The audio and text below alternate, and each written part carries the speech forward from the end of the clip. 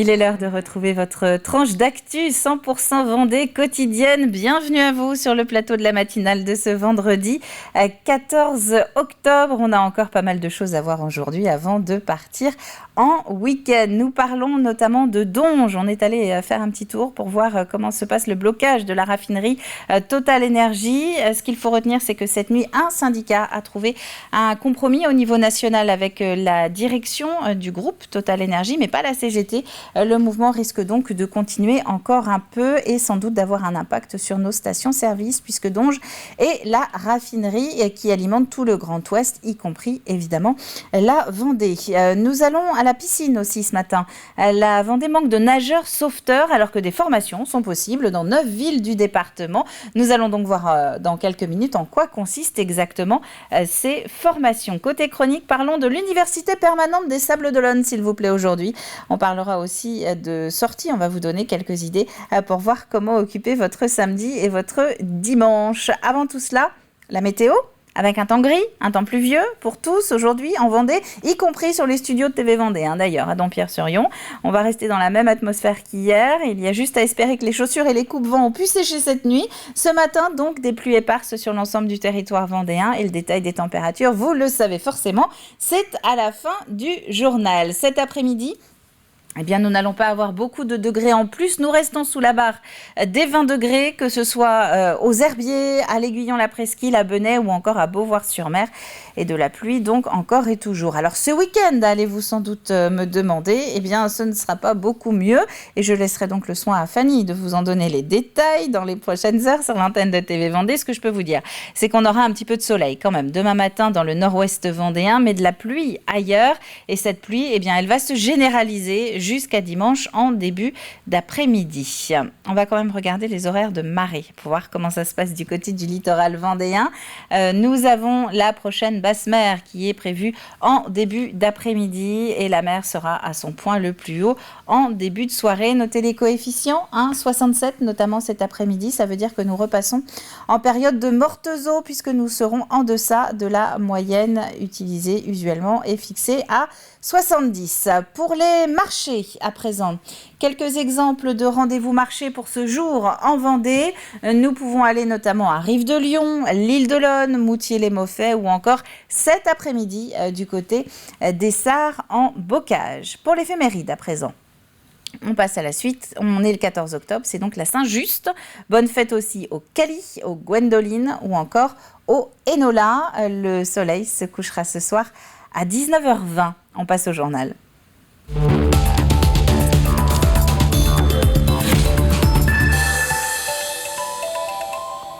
Et nous commençons donc du côté de Donges, la fameuse raffinerie Total Energy aux portes de Saint-Nazaire.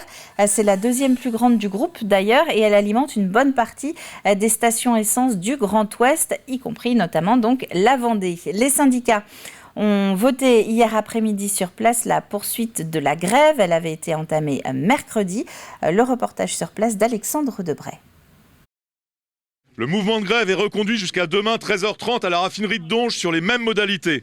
Aucune goutte de carburant ne sortira des installations, ni par pipe, ni par wagon, ni par camion, ni par bateau. C'est dans cette salle de restauration de la raffinerie de Donges que l'intersyndicale s'est réunie jeudi midi. Au sortir de l'Assemblée générale, les grévistes espèrent entre autres faire pression pour ouvrir les négociations et exprimer leurs revendications. Les revendications de la CGT sont connues, c'est la couverture des salaires par rapport à l'inflation 2022 et un prévisionnel 2023. Ça c'est le premier point. Le deuxième point, même si c'est plutôt éclipsé désormais, c'est la question de l'emploi. C'est quand même pouvoir embaucher les travailleurs précaires au sein de nos sites. Je rappellerai qu'il y en a 10% au sein de la raffinerie de Donges et que des suppressions d'emplois de compétitivité sont toujours effectuées au sein de Total Energy en France. Et puis le troisième point, c'est discuter des investissements et du futur de certaines plateformes dans le cadre de la transition énergétique. L'intersyndicale déplore depuis plusieurs mois l'absence de dialogue. Jean-Marc Durand, directeur du raffinage Europe Total Energy, aurait même refusé de recevoir les syndicats lors de sa venue sur le site. Contactée, l'entreprise estime de son côté que des rendez-vous ont lieu chaque mois.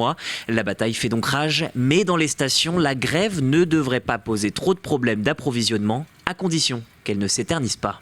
Je pense que rapidement, on devrait voir un mieux.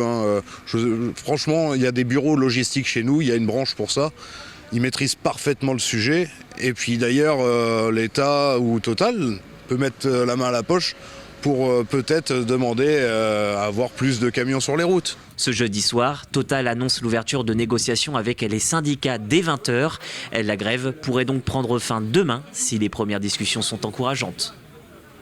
Et le demain du reportage d'Alexandre Debrez, c'est aujourd'hui. Et ces négociations de la nuit, eh bien, elles n'ont pas abouti, en tout cas pas complètement. La CFDT a trouvé un compromis. En revanche, la CGT, elle, a quitté la table vers 2h du matin en dénonçant, je cite, une mascarade. Ce matin, 5 raffineries françaises sur les 7 sont donc à l'arrêt, y compris celle de Donge en Loire-Atlantique qui nous concerne. Difficile de ne pas faire le rapprochement avec la situation vécue en début d'année dans les exploitations vendéennes. 4 jours après un deuxième foyer d'influenza aviaire détecté au Pinot, c'est une exploitation de la Chaise-le-Vicomte qui est à présent touchée. Un élevage de dinde qui est donc le 3e foyer infecté et déclaré, comme lundi. Et d'après les premières hypothèses, le virus aurait été introduit dans l'élevage via l'avifaune sauvage. La préfecture rappelle donc que les mesures strictes de biosécurité ne concernent pas que les éleveurs de volailles professionnels, mais également tous les particuliers qui ont des oiseaux de basse-cour ou d'ornement. Le détail des mesures à prendre est notamment disponible sur le site de la préfecture, mais également auprès des mairies. Yannick Moreau, le président des Sables d'Olonne Agglomération, est désormais à la tête de l'ANEL, l'Association nationale des élus du littoral, une élection qui a eu lieu hier et qui en fait donc le porte-parole et représentant de l'ensemble des maires et élus du littoral métropolitain et ultramarin. Une élection qui a eu lieu au moment même où les élus de la VEL, qui est la déclinaison vendéenne de l'association, se retrouvaient à l'Aiguillon-la-Presqu'île pour une journée de travail, exercice grandeur nature. Une conférence autour de la gestion de crise en cas de catastrophe naturelle était au programme. Les détails avec Colline Davy. Aujourd'hui, c'est la journée internationale de la prévention des catastrophes naturelles et c'est une journée où tous les élus du littoral se sont retrouvés. Alors pour commencer, est-ce que vous pouvez nous expliquer ce qui s'est passé au cours de cette journée ? Alors en fait, il y a 2 temps dans la journée. Il y a eu un temps ce matin où on a simulé une catastrophe naturelle, donc qui arrivait dans un village que l'on ne connaissait pas. Et donc 3 équipes, et donc chacun devait pouvoir essayer d'évacuer les populations, de mesurer le risque, de protéger les gens, de protéger les biens. Enfin voilà, un véritable exercice en situation. Et puis cet après-midi, on a plusieurs ateliers, plusieurs conférences sur le sujet du risque naturel, ici à la Faute-sur-Mer. Donc voilà, cette terre qui est meurtrie depuis Xynthia. Donc c'est symbolique, mais pour les élus, c'est plus que symbolique, puisque entre les canicules, les dépressions, les inondations, voilà, on se rend compte que la météo est de plus en plus capricieuse et forcément, on doit pouvoir être prêt à réagir face à tous ces aléas, quels qu'ils soient. L'idée de cette journée, du coup, c'est une prise de conscience aussi globale de tous les élus, c'est ça ? Oui, c'est ça. C'est le maire de la Faute-sur-Mer, Laurent Huget, donc le maire de l'Aiguillon-la-Presqu'île, qui a lancé l'idée. Et puis, il a essayé de mettre de nombreux partenaires autour de cette idée-là. Donc, on a eu... alors, il y a des assureurs, il y a des assurances des collectivités, il y a la préfecture, il y a l'État, il y a la VEL, l'Association vendéenne des élus du littoral. Et donc, l'idée était de mettre tout le monde autour de la table pour que tout le monde puisse discuter et échanger sur ces problématiques qu'on a tous. Et puis, essayer de prendre un petit peu de hauteur par rapport à tout ça. Essayer d'anticiper parce que si ça arrive, il faut être prêt. Donc voilà, c'était un petit peu tout ça l'objectif de cette journée. C'est une journée qui se tient pour la première fois, mais qui sera du coup peut-être renouvelée l'an prochain. Une question à présent. Où sont les nageurs sauveteurs ? Là aussi, c'est un secteur qui manque de bras. Pour occuper l'ensemble des postes en Vendée, sur les plages, aux abords des plans d'eau ou encore dans certaines piscines, eh bien, il faut avoir parfois recours à des surveillants brevetés issus d'autres départements. Pourtant, la formation existe bel et bien ici, en Vendée, et en quelques mois, on peut devenir officiellement apte à travailler pour assurer la sécurité des baigneurs. Agathe Poulet. Chaque mercredi, Emma vient s'entraîner pour une bonne raison. Habituée des bassins depuis 10 ans, cette jeune nageuse se forme pour passer son brevet national de sécurité et de sauvetage aquatique. J'avais fait une année de sauvetage et ça m'avait bien plu, du coup j'ai voulu continuer dans cette voie et faire le BNSSA. C'est le fait de pouvoir sauver des gens et de les aider. De son côté, Matt n'a pas autant d'expérience en natation, mais cela n'empêche pas à ce jeune sapeur-pompier volontaire de se surpasser pour sa carrière. C'est toujours un plus, même par exemple sur le CV plus tard, après peut-être travailler 2 saisons, que ce soit sur les plages ou surveillant de piscine. Après il faut essayer de donner le meilleur de soi-même, il faut essayer, il faut se donner à fond. C'est pas parce qu'on nage pas forcément hyper bien qu'on ne peut pas réussir la formation. De septembre à mai, ces 9 jeunes âgés entre 15 et 17 ans vont être formés en sauvetage et être attendus sur l'endurance et l'enchaînement des épreuves. Au programme du jour, 2500 mètres de longueur pour se préparer au mieux avant la mise en situation. Alors dans un premier temps, on refait un peu de technique de nage pour remettre les bases en place. Et ensuite, après, c'est de l'entraînement physique, une préparation spécifique au sauvetage. Déjà depuis la semaine dernière, et maintenant, ils sont capables d'évaluer leur temps sur le 25 mètres. Et ils sont capables d'enchaîner déjà le 25 mètres et de faire une apnée. Donc déjà, au bout d'un mois, à peine un mois. Pour l'association Vendée Sauvetage Côtier, qui dispose d'une dizaine de centres de formation pour ses 1800 postes à pourvoir sur ses points de baignade, les sauveteurs de demain se font timides malgré la promesse d'une embauche. Je dirais que depuis quelques saisons, c'est l'emploi qui court après eux. La Vendée en fournit à peine 500. Donc nous faisons appel à 1300 jeunes issus de toute la France pour pouvoir remplir les postes offerts. Donc cette formation est globalement assez méconnue. Le but, c'est que le plus de Vendéens possible viennent sur ces formations BNSSA pour ensuite occuper les postes sur leur propre territoire. La formation du BNSSA est accessible à tous à partir de 300 €. Dès le 1er juillet, 110 nouveaux sauveteurs seront prêts à se jeter à l'eau pour assurer la sécurité des vacanciers. Et il existe donc 9 centres de formation en Vendée pour décrocher son BNSSA. Information et inscription sur vendéesauvetagecotier.fr. On va quitter les bassins pour rejoindre les tatamis, puisque dans quelques jours, Marie-Lou Cochard va s'envoler pour la Turquie. Elle va porter les couleurs de la France au championnat du monde de karaté junior à 16 ans. Et après un premier passage plutôt remarqué en Hongrie, d'où elle était revenue avec une médaille de bronze, la jeune fontenaisienne est particulièrement motivée. Grégoire de Châtillon. À première vue, Marie-Lou Cochard ne ferait pas de mal à une mouche, mais attention, ne vous retrouvez pas face à elle.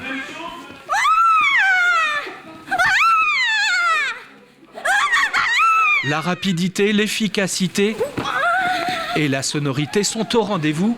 À la fin du mois, la jeune compétitrice s'envolera pour les championnats du monde de karaté en Turquie, catégorie junior. À 16 ans, c'est le grand rendez-vous de sa jeune carrière. La figuration, ce n'est pas pour elle. Si je suis là, c'est qu'il y a une raison. Donc oui, c'est jouable. Mais après, il faut se donner les moyens et on verra au championnat du monde, quoi. Tu lèves le bras pour qu'elle puisse viser au bon endroit et sois précis. À 6 ans, c'est habitué aujourd'hui des podiums et des compétitions internationales. Prenez ses premiers cours de karaté sur les tatamis du Fontenay Karaté Shotokan, un club de référence en France. 10 ans plus tard, la fontenaisienne a su prouver qu'elle n'avait pas démérité. Déjà très jeune, elle avait des capacités physiques, une motivation hors norme, des capacités. Elle faisait vraiment partie du haut du panier, on va dire, qui avait des vrais potentiels.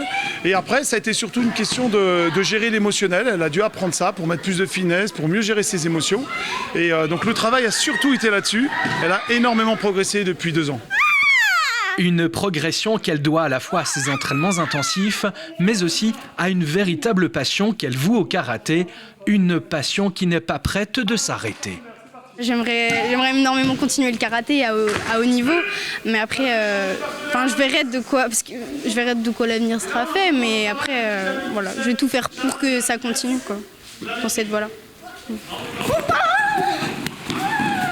Souhaitons-lui déjà bonne chance pour ses premiers championnats du monde de karaté qui se dérouleront du 26 au 30 octobre à Konya, en Turquie. Et nous vous donnerons évidemment des nouvelles, d'autant que c'est le niveau de compétition le plus élevé qu'un moins de 20 ans peut atteindre. Voilà pour l'actualité de ce vendredi. Nous allons terminer maintenant avec les températures détaillées pour ce début de vendredi, du gris, de la pluie. Vous allez pouvoir constater que côté température, il n'y a simplement que quelques degrés de différence entre Est et Ouest, 3 même. Si on prend les extrêmes, 15 degrés à la Châtaigneraie si vous êtes dans l'Est, 18 sur le littoral au Sable d'Olonne. En revanche, pour tout le monde, de la pluie et des nuages. C'est la fin de ce flash. On va maintenant retrouver nos chroniques du jour. Au programme, le chef vous propose des idées de sortie pour le week-end, la formation des entreprises et surtout des collectivités à la question animale, la dernière ligne droite de notre jeu également.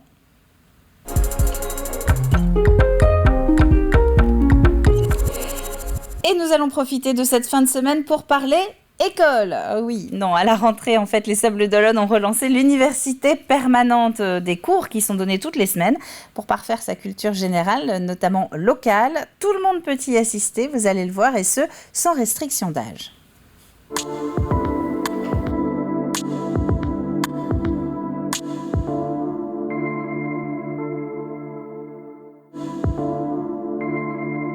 La ville des Sables d'Olonne met en place une université permanente en lien avec l'université de Nantes.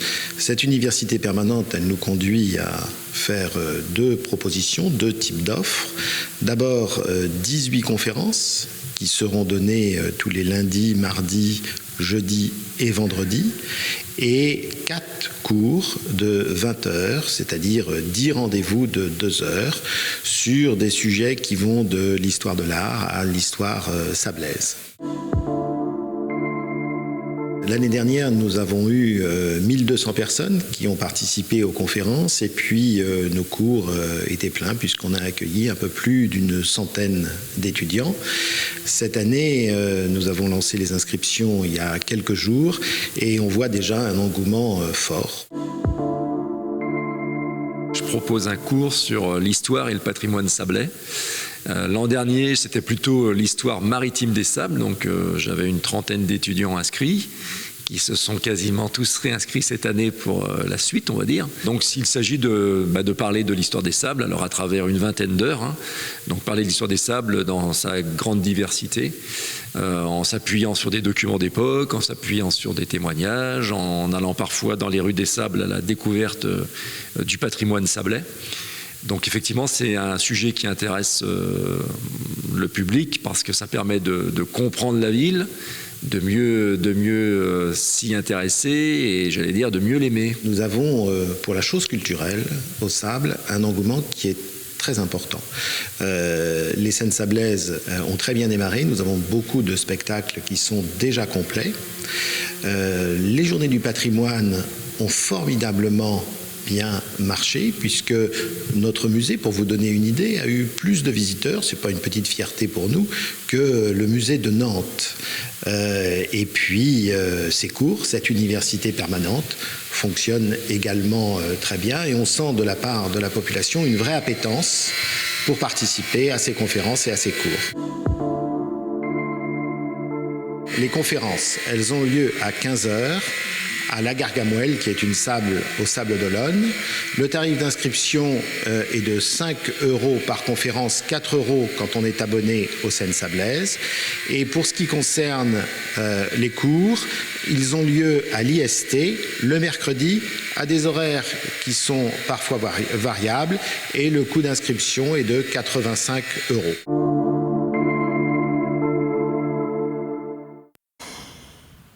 Et côté programme, eh bien, la prochaine conférence, elle est prévue le 9 novembre. Ce sera une conférence consacrée à Pierre Loti. Les cours, eux, vont commencer en janvier, mais renseignez-vous vite car certains sont déjà complets. Et si on parlait du programme de votre week-end maintenant ?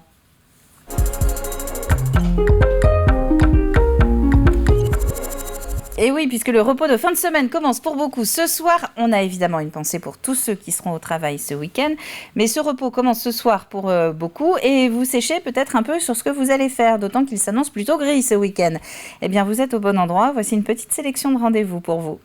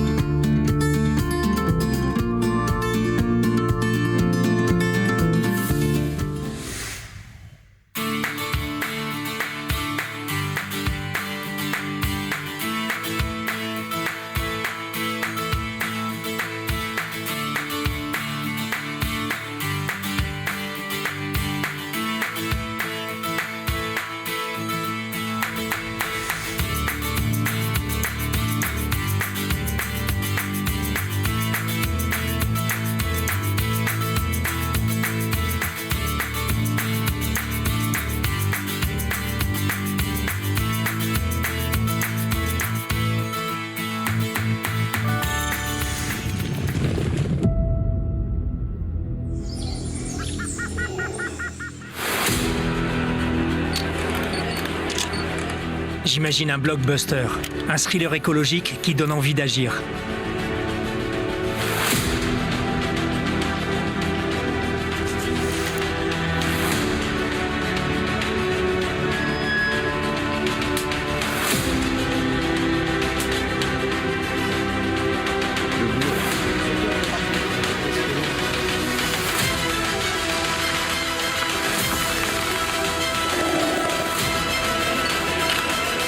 Et DiCaprio, alors il a dit quoi ?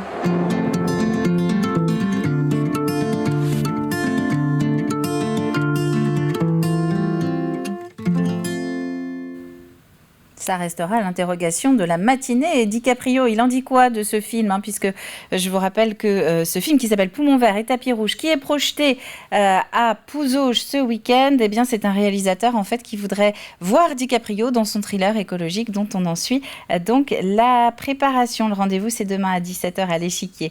Nous, on passe au programme de TV Vendée.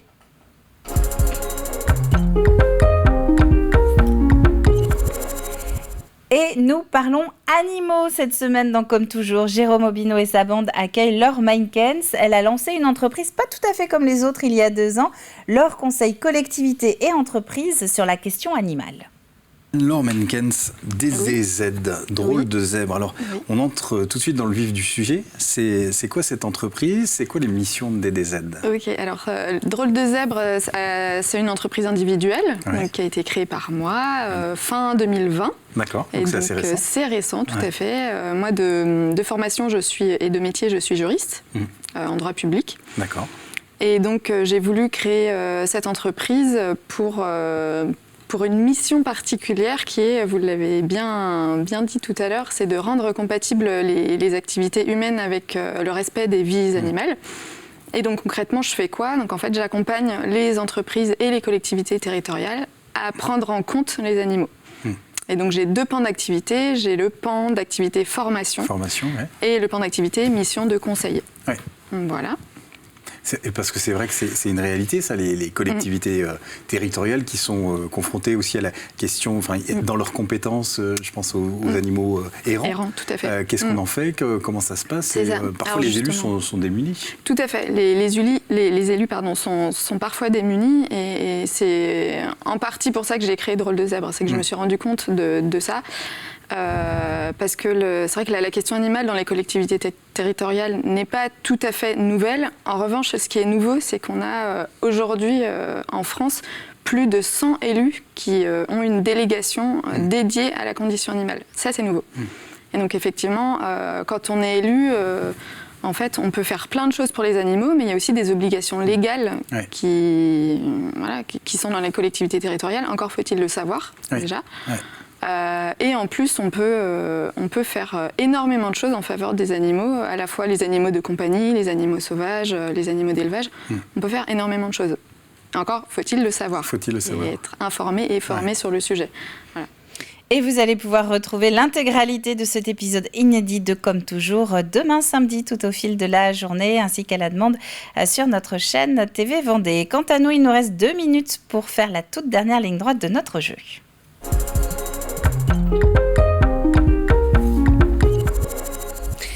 Et nous allons diffuser ces images qui sont extraites de journaux de la semaine dernière avec cette question: à qui fait référence exactement la Joséphine, cet événement solidaire féminin pour la lutte contre le cancer du sein qui a été initié par La Roche-sur-Yon il y a quelques années maintenant et qui a été repris dans 168 communes vendéennes cette année.